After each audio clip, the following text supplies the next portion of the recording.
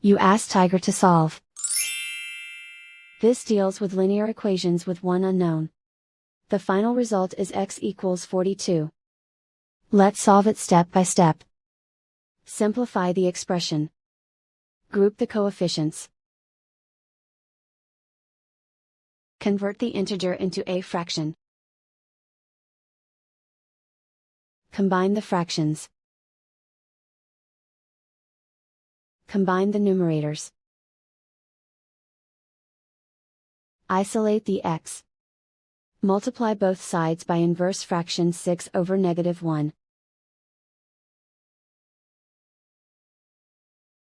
Group like terms. Multiply the coefficients. Simplify the arithmetic.